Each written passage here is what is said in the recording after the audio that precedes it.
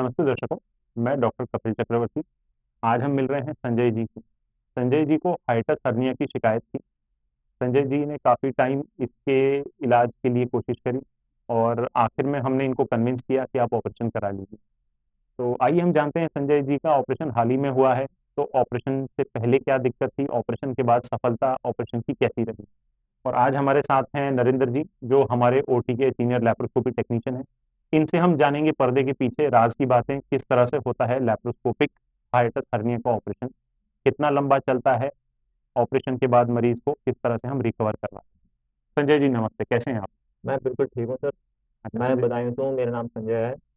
और पिछले 1 साल से मुझे हाइटिस हर्निया की शिकायत थी सर। हाँ जी। और मैंने काफ़ी जगह ट्रीटमेंट कराया सर, मुझे कोई आराम नहीं मिला सर। तो संजय जी, आपका 1 साल से जो ट्रीटमेंट चल रहा था, ये दवाइयों के सहारे चल रहा जी था? सर, ये दवाई सारे चल रहे तो आप दर्शकों को क्या बताना चाहेंगे हैं। कि मैं यही दवाइयों। बताना चाहूँगा दर्शकों को कि मेरा कपिल सर ने बहुत अच्छी तरीके से मेरा ऑपरेशन किया। और मैं अब बिल्कुल ठीक हूँ। आज मैंने टाँके कटवा लिए हैं और मैं अब बिल्कुल फर्स्ट क्लास में हूँ। संजय जी, हम दर्शकों तक ये पहुंचाना चाहते हैं कि दवाइयों से हाइटस हर्निया का क्या इलाज संभव है? नहीं नहीं, दवाइयों द्वारा इसमें मुझे आराम नहीं एक आता है। साल होगी दवा खाते हुए। हाइटिस हर्निया की मैंने काफ़ी जगह दवा खाई, बदायूं से ले गए और बरेली में काफ़ी जगह ट्रीटमेंट कराया। फिर उसके बाद मुझे भोसले हॉस्पिटल में कपिल सर के बारे में पता चला। मैं कपिल सर के पास आया और मेरा ऑपरेशन किया। अब मैं बिल्कुल ठीक हूँ। तो आपको हाइटस हर्निया की वजह से क्या समस्याएं आती थी, लक्षण मेरे क्या पेट थे में आपके? जलन होती थी सर, और खट्टी खट्टी डगारें आती थी, सीने में जलन, और कभी कभी एसिड गले में आ जाता था खाना खाने के बाद। यही सारी प्रॉब्लम थी। तो दर्शकों, हम इस चीज को रिफ्लक्स कहते हैं, तो हाइटस हर्निया से रिफ्लक्स होता है। तो आपको जब ऑपरेशन के बारे में पता चला तो हमने आपको क्या बताया, ऑपरेशन दूरबीन विधि द्वारा होगा, चीरे द्वारा होगा? दूरबीन विधि द्वारा। दूरबीन विधि द्वारा। जी। तो आइए हम जानते हैं नरेंद्र जी से कि किस तरह से दूरबीन विधि का ऑपरेशन होता है। नरेंद्र जी, आप हमारे साथ अक्सर दूरबीन वाले ऑपरेशन कराते हैं। जी सर। तो ये ऑपरेशन कितनी देर चलता है, कितनी समय समय कितना लगता है ऑपरेशन पूरा करने में? पूरा करने में 1 से 1.5 घंटा एक लगता से है। डेढ़ घंटे का समय लगता है। और ये ऑपरेशन पूरी भूल देकर किया जाता है या किस तरह होता है? जनरल एनेस्थेशिया में होता है या नहीं सर, स्पाइनल? पूरा जनरल एनेस्थीसिया में होता है, बस निकाल के बाद फिर पेशेंट तब होता तो इस ऑपरेशन के दौरान मरीज को बिल्कुल भी होश नहीं रहता, ऑपरेशन होने के बाद मरीज को जगाया है। जाता है। जी सर। तो आपका क्या मानना है कि ये ऑपरेशन कोई बहुत जटिल ऑपरेशन है, इसमें कोई जान को धोखा होता है, इस तरह का कोई नहीं, खून ऐसा बहने का कुछ नहीं है खतरा? सर, जान का कोई खतरा नहीं है। जान का कोई कोई खतरा नहीं? खतरा नहीं। और पेट पे कोई बड़े चीरे के कोई निशान तो नहीं, नहीं आते बस संजय जी, एक नरेंद्र जी? टाँका आता है। ठीक। तो दर्शकों, आप देख रहे हैं कि ये एक ऑपरेशन है जो कि जनरल एनेस्थीसिया में किया जाता है। मरीज को पूरा बेहोश करके ऑपरेशन के दौरान सुला दिया जाता है। ऑपरेशन के दौरान खून बहने का या इस तरह का किसी भी तरीके का कोई जोखिम मरीज नहीं लेता है।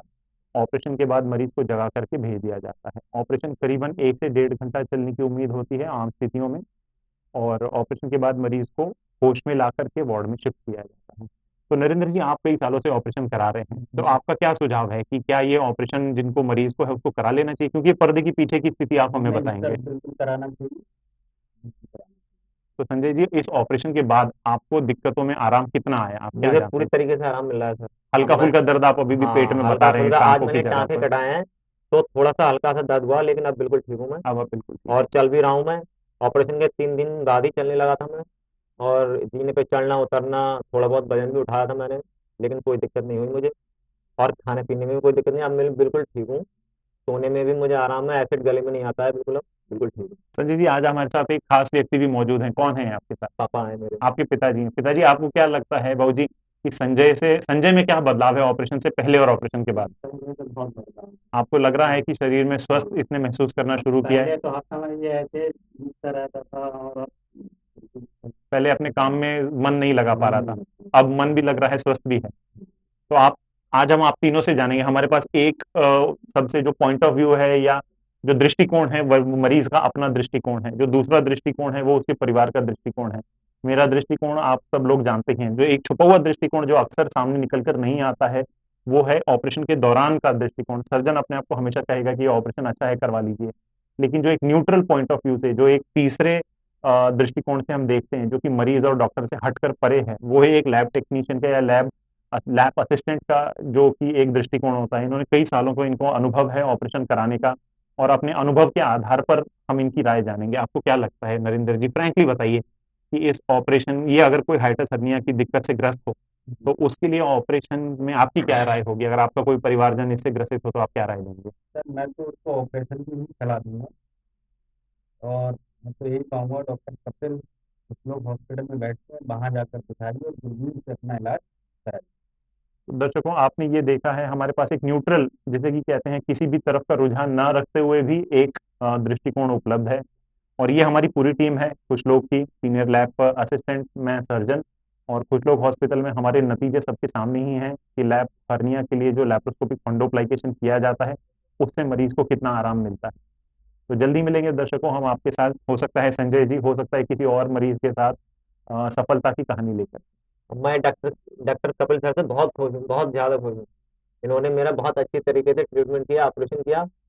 शायद ऐसा मेरी नज़र में तो कोई नहीं करता होगा।